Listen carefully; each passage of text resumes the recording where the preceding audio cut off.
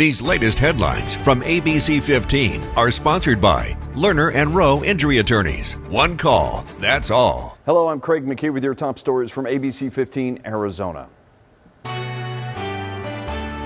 Police are investigating after an apparent case of road rage near the 60 in Dobson. Police report that the victim was exiting when a white BMW cut him off and the pair exchanged words at a stoplight. Then the BMW driver allegedly pulled out a gun and pointed it before driving away.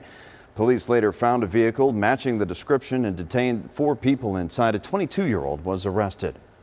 More than 100 new affordable housing units opened on Monday. Dahlia Village is 126 units near 7th Street and Broadway. It's available to residents earning 60% or less of the median income, and that's about $67,000 for a family of 4. Mom of 2, Eleni Grace, falls into that category. She says that her family wouldn't be able to get it by without this low-income option. Can really make a mental toll on you to think about bills every day and whether or not you're going to have food on the table for your kids. So yeah, being able to have food on the table for my kids is great. The community developers say that this wouldn't have been possible without a partnership, though, with the city. Funding sources include $1 million from the city of Phoenix and $8 million from the Arizona Department of Housing. We're following up tonight after the president unveiled his long-promised gold card immigration policy. The card allows foreigners to pay $1 million to expedite their visa applications.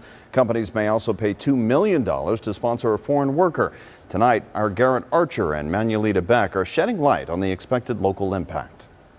We need these workers. Arizona businesses sounding the alarm about President Trump's new executive order, hiking the fee for H-1B visas to $100,000. Adding $100,000 on to new applicants is going to discourage, and runs the risk really of throwing off the talent pipeline. The new fee is a huge increase. Previously, it depended on employer size and usually wasn't more than $5,000. We need this talent to help us grow here. We need this talent to help us train here.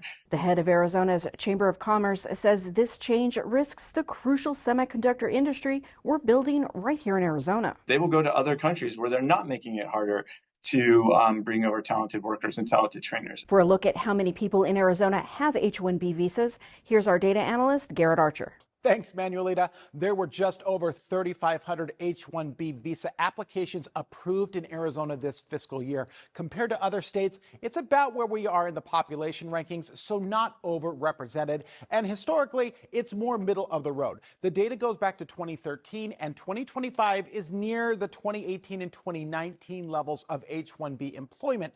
It's still a far cry from the H-1B employment spike that occurred during and following the few years after COVID-19.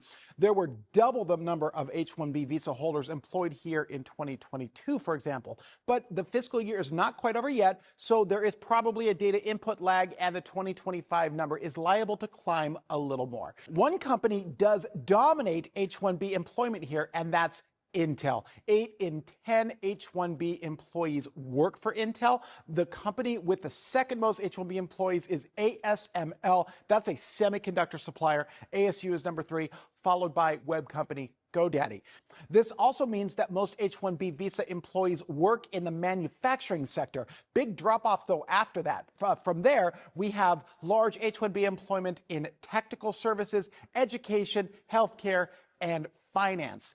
And with the Valley's tech sector anchored in Chandler, the city's also plays host to the most H-1B employees, with Phoenix coming in a distant second, Tempe, Scottsdale, and finally Mesa. With Manuelita Beck, I'm Garrett Archer, ABC 15, Arizona.